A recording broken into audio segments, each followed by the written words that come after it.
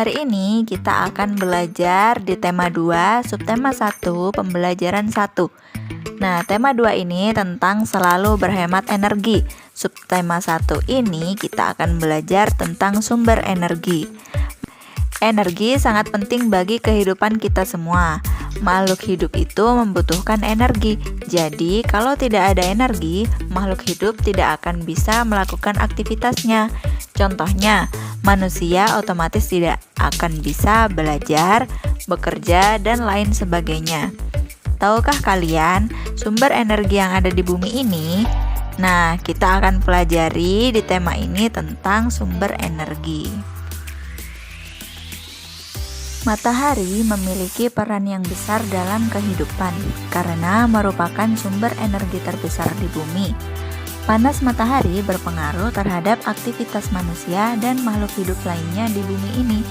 Perlu kita ketahui semuanya bahwa matahari ini adalah penghasil energi panas dan penghasil energi cahaya terbesar di bumi.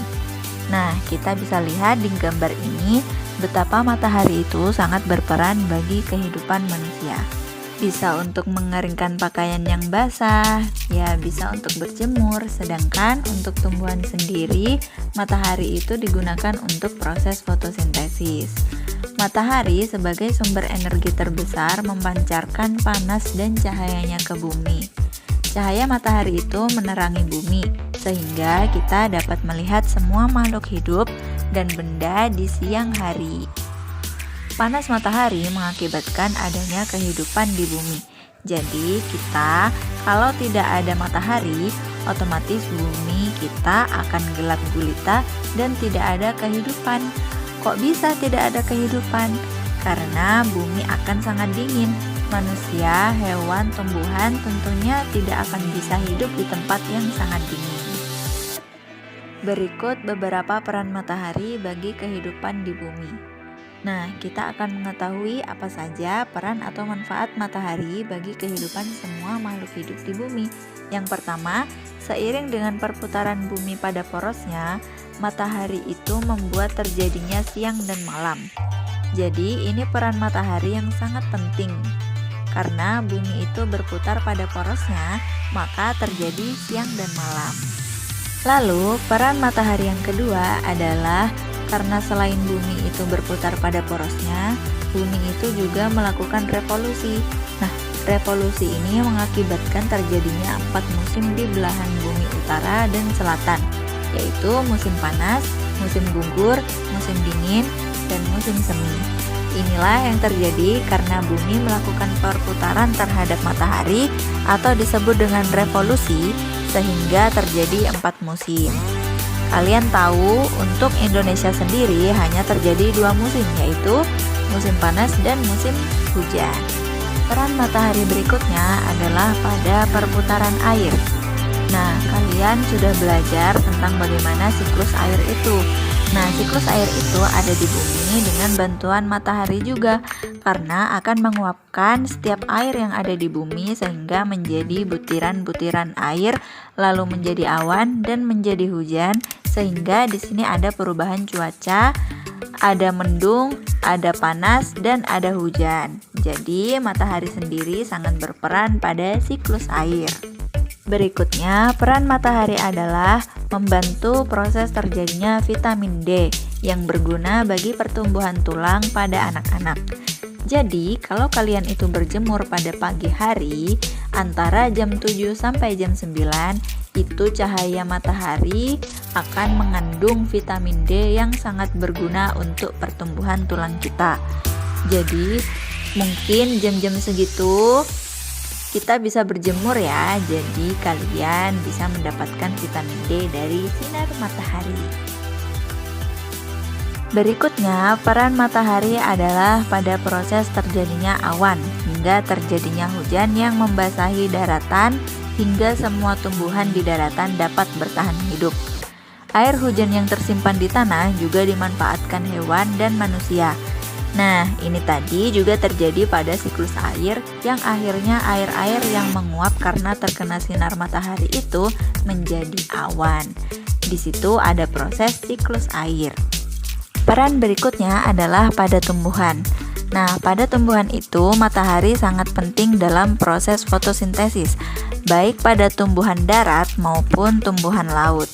Nah, tumbuhan ini bisa hidup dan berkembang dan membuat cadangan makanan untuk dikonsumsi oleh hewan dan manusia. Jadi, di sini matahari sangat berperan penting dalam proses fotosintesis. Panas matahari mengakibatkan perbedaan suhu udara yang memicu terjadinya angin.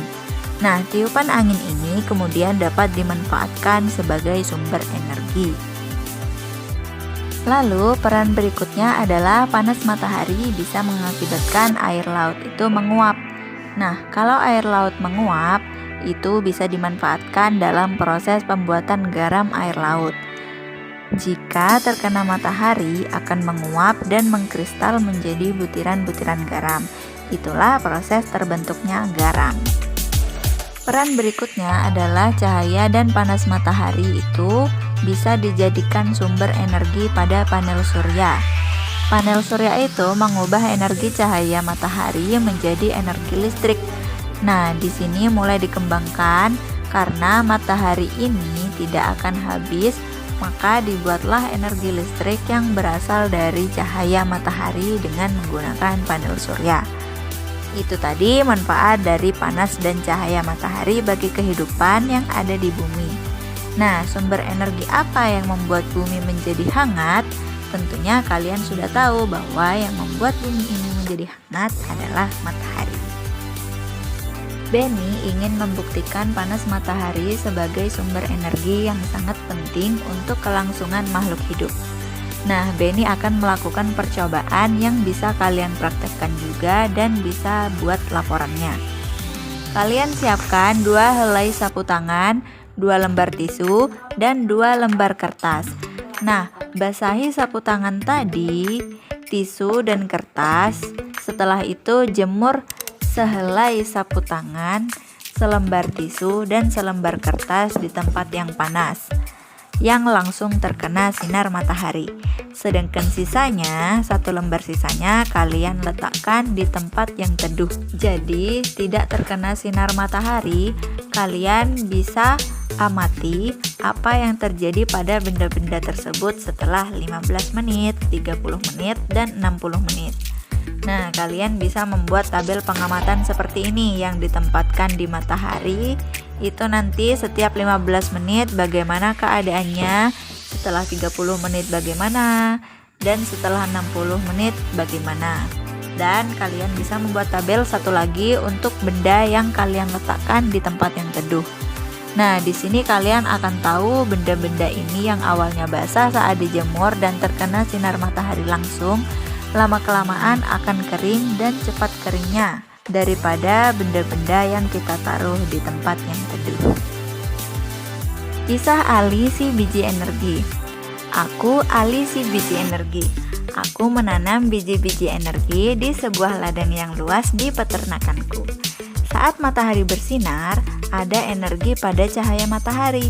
Cahaya matahari membantu biji-bijiku tumbuh menjadi tanaman-tanaman yang tinggi. Tanaman-tanamanku menyimpan energi itu di dalam akar, batang, daun, dan butiran biji yang baru. Dengan segera aku akan tumbuh tinggi dengan daun-daun yang lebar dan biji-biji yang baru. Kamu bisa memasak dan memakan aku supaya kamu memiliki energi. Energi itu akan membantumu tumbuh, bergerak, dan berpikir. Aku juga memberi makan hewan-hewan ternak dengan beberapa bagian dari tubuhku sehingga mereka tumbuh besar dan sehat. Nah, tumbuhan ini juga memerlukan sinar matahari, memerlukan cahaya matahari untuk membantu biji-biji tumbuhan bisa tumbuh menjadi tinggi.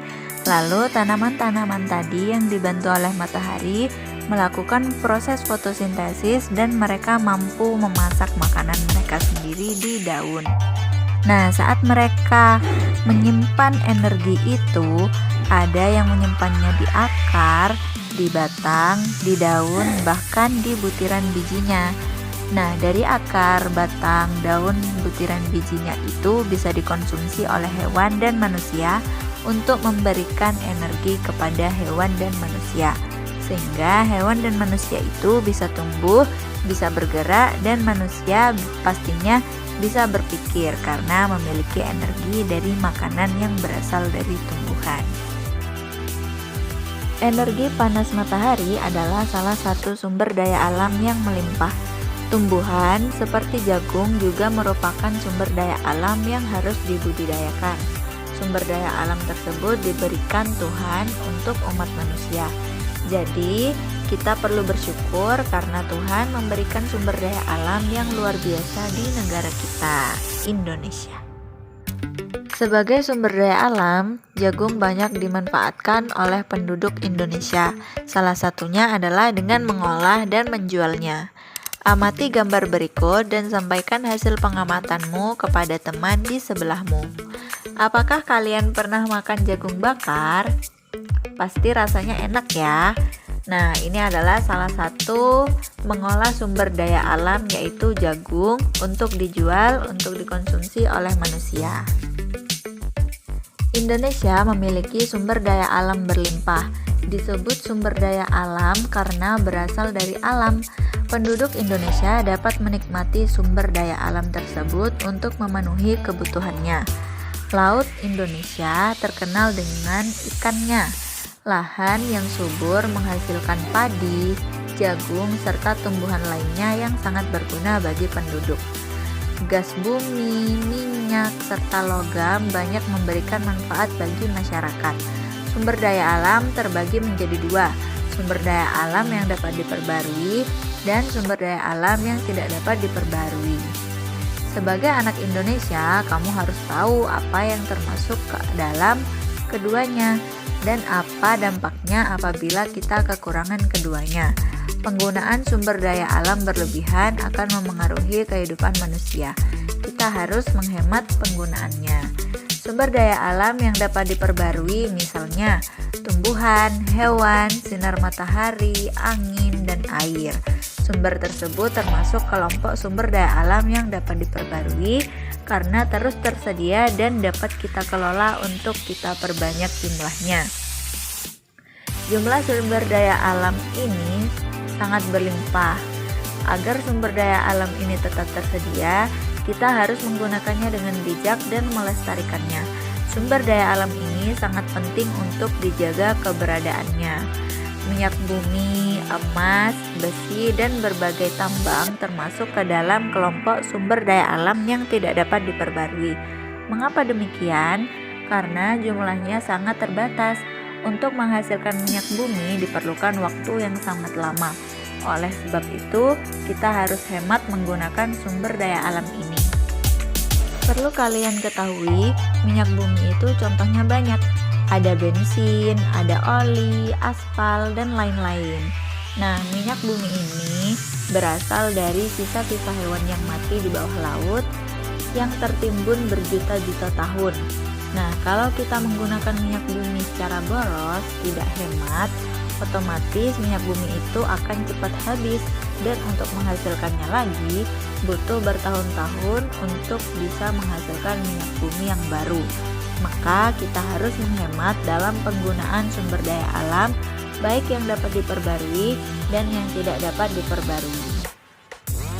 Indonesia yang terdiri atas ribuan gugusan pulau dan terletak pada garis khatulistiwa membuat negara kita sangat kaya akan jenis tumbuhan, buah-buahan, sayuran, tanaman obat, dan banyak lagi. Indonesia juga memiliki hutan tropis yang kaya akan pohon berkayu dan hasil hutan yang dengan ribuan jenis hewan di dalamnya. Oleh karena itu, Indonesia pernah dikenal sebagai paru-paru dunia. Namun sayangnya saat ini hutan-hutan di Indonesia banyak yang musnah karena pohon-pohonnya banyak ditebangi atau dialihfungsikan menjadi perkebunan sawit untuk kepentingan industri. Kita sebagai bangsa Indonesia tentunya bangga dengan kekayaan alam yang berlimpah dan wajib memanfaatkan sumber daya alam tersebut dengan bijak. Indonesia sebagai negara kepulauan memiliki kekayaan alam yang berlimpah. Kekayaan alam tersebut terdiri atas sumber daya alam yang tidak bisa diperbarui, yaitu minyak bumi, batu bara, dan bahan tambang lainnya. Sumber daya alam yang bisa diperbarui yaitu matahari, angin, air, kekayaan laut, hasil pertanian, hewan peternakan, dan hasil perkebunan. Indonesia sebagai negara kepulauan dengan garis pantai terpanjang di dunia memiliki kekayaan laut yang luar biasa jumlahnya. Ribuan jenis ikan, karang, dan hewan laut lainnya terdapat di perairan kita. Karena itu, Indonesia dikenal dengan sebutan ibu kota ikan dunia. Berarti Indonesia ini sangat kaya akan sumber daya alam. Mari kita jaga dan kita lestarikan bersama-sama. Demikian tadi pembahasan kita di tema 2, subtema 1, pembelajaran 1. Semoga video ini bermanfaat ya untuk adik-adik semuanya. Terima kasih atas perhatiannya. Sampai jumpa lagi di video pembelajaran selanjutnya. Wassalamualaikum warahmatullahi wabarakatuh.